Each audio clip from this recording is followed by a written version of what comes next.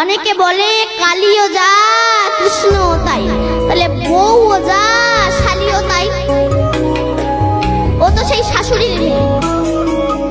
দেখবেন জগতে কালী পূজা বেশি হয়, কৃষ্ণ পূজা কম হয়। কেন না? কালী পূজা করলে পাঁঠার মাংস খাওয়া যায়। কালী পূজা করলে যে পাঁঠার মাংস খাওয়া যায় কোন শাস্ত্রে লেখা আছে? মন গড়া শাস্ত্র তৈরি করা হয়েছে। রামকৃষ্ণদেব বলছে, ওরে যিনি জগত জননী মা, সে কি সন্তানের মাংস খায় রে? কোন পাঠা বলে দিবি? তোর হৃদয়ে ৬টা পাঠা আছে। এরা কৃষ্ণ বিদ্বেষী। এই ষড়রিপুকে তুই বলি দে, আর আমরা ছাগল বলি। আমরা মায়ের কাছে পূজা করে বলি, মা ধনং দেহি, যশং দেহি, পুত্রং দেহি, বিদ্যাং দেহি, বুদ্ধিং দেহি। কি করে দেবে সে? তারই একটা কাপড় জোটে না। তত্ত্ব কি বলছে? ধনং দেহি। কোন ধন? মা তুমি আমায় এমন ধন দাও যে ধনের দ্বারা যেন আমি সাধু গুরু বৈষ্ণবের সেবা দিতে পারি। দেখবেন পয়সা জগতে সবার আছে, সবার পয়সা কিন্তু গোবিন্দ সেবায় লাগে না। এই যে আজকে এত বড় হরিবাসর হচ্ছে, কমিটি যখন লোকের দাঁড়ে দাঁড়ে ভিক্ষা করতে যায়, জগতে কিন্তু অনেক মানুষ আছে 10,000 টাকা দান করতে পারে, 500 টাকাও দেয় না।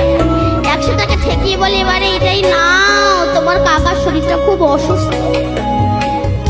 কেন? তোমার টাকা ডাক্তারে খাবে, কুকুরে খাবে, তোমার টাকা ভগবান সেবাই লাগবে না।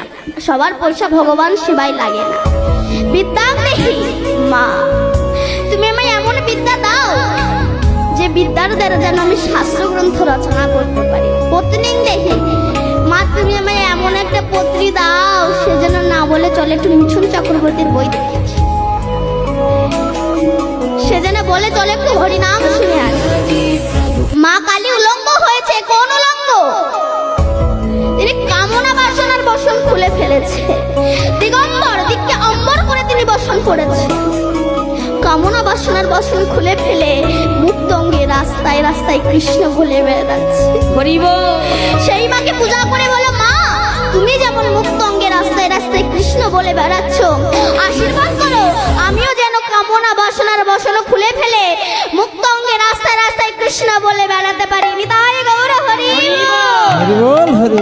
মানুষ যখন অমানুষ হয়ে যাবে, মানুষের নৈতিক চরিত্র, জ্ঞান, বিবেক, বুদ্ধি লুপ্ত হবে।